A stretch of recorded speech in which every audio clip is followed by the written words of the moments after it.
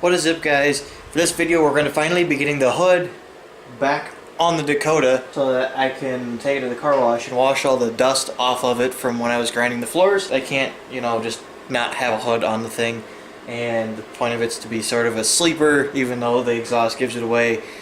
I can't be a sleeper if you can look and see everything that is hiding in it. Plan to get that hood on there, since there is no hood latch anymore, is to take this square tube here, and I'm going to cut a section about that long out of it. I may have to cut these down a little bit. I'm going to take those, weld them right here to this bar. So I'll just take this bar out, I'll mark where I want them, and then just take this bar out, grind the pin off, and weld those pieces of square tube to it. Dust from when I was grinding the floors has been shaking itself out of the dashboard and ending up on my floor, especially on the passenger side. If I'd known it was going to be that big of a mess, and I should have known, but I just didn't think about it, I would have taped stuff all over the inside to keep the dust from going into my dashboard and into my doors and everywhere. If you're ever doing that on something, you should definitely mask everything off, because the stuff has gone everywhere. I'm going to get this crossbar out, start welding that stuff to it. We'll get the hood back on and figure out exactly where I have to drill holes into it. And I will be using the classic AutoZone special hood pins for it, which they work fine. They're kind of ugly looking, but they'll do the job. Alright, I got the bracket all done, so that's what the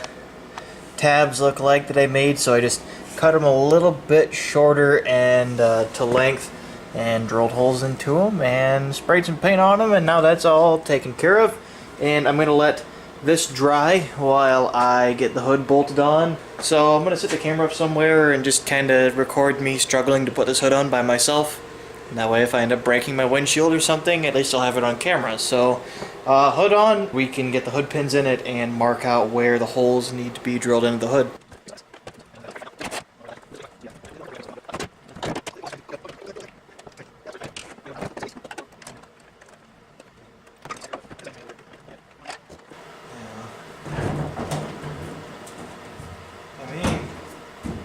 It goes all the way down.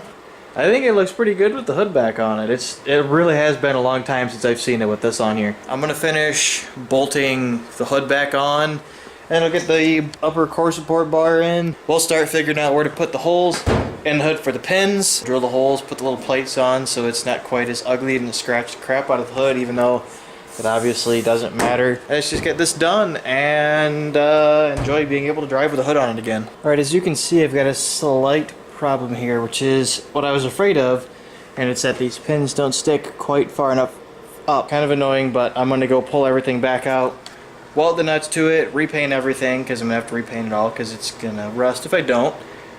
And then we'll be able to put the plates on and the pins, and the hood will be shut for the first time in 2 months. Alright guys, it's actually the next day.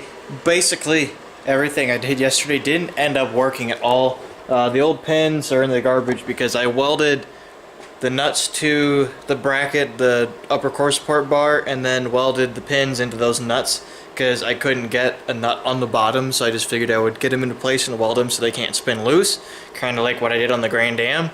And I think it was just the thickness of those square tube and the thickness of the nut. The welder just wasn't able to get a good, penetrating weld on everything.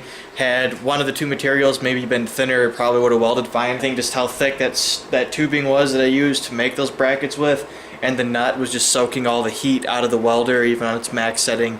I was having trouble getting a really solid weld on it. So what I ended up doing is going to the hardware store and just getting some grade 8 bolts that were 5 inches long, and cutting the heads off of them and drilling holes in them. Had used multiple bits and started with a really small size, but I actually got the holes drilled just about perfectly. They're a little bit higher than I would like, but that's why I got these jam nuts in here, so I could kind of fine-tune the position of the hole on the pins. They work now, so I've got them all bolted in and in position.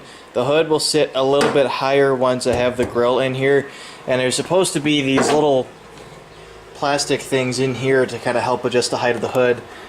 Obviously mine are broken, so I'm going to see if I can get some at the junkyard and get the hood to sit perfectly. They look alright. I was worried about the gold color, but you really can't even tell they're there. You can see where I was grinding them down up here a little bit, but that's not a big deal. I could have painted them, but the paint would have just gotten scratched up from opening and closing the hood a couple times. I got the grill off. It's kind of cool looking through and seeing the intercooler poking out in there when the grill's off. I'm going to get the grill put back on and get the bezels put back in, and then I've just got to install these plates, which still fit around these things just fine. So I got to put the pilot holes in and then just run the screws that come with these into them. I'm going to end up using those because those will give me a little bit more thickness on the hood to kind of help secure things. And I mean, it's better. They're kind of ugly looking, but they look better than giant scratches from the hinge being pulled in and out. I'll show you guys what it looks like when it's done, and that'll be it. Alright guys, that is it.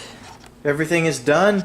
I think these look alright. We got a bit of a glare going on here, but got the plates on with some self-tappers because the supply bolts just never work that come with these pins, so drilled the pilot holes and then ran self-tappers in. Gives a little bit more thickness to the hood so it doesn't rattle around as much. The hood doesn't sit quite where it's supposed to. As you can see there, the side's a little bit higher, and that's probably why this pin sits a little bit better, so it's going to squeak and make a little bit of noise as I'm driving. For now, we just went way out of focus there for a second. I'm going to go to the junkyard at some point pretty soon and try to find those little spacers that go into the upper core support and put new ones in so that I can kind of get fine-tune the height of the hood up front.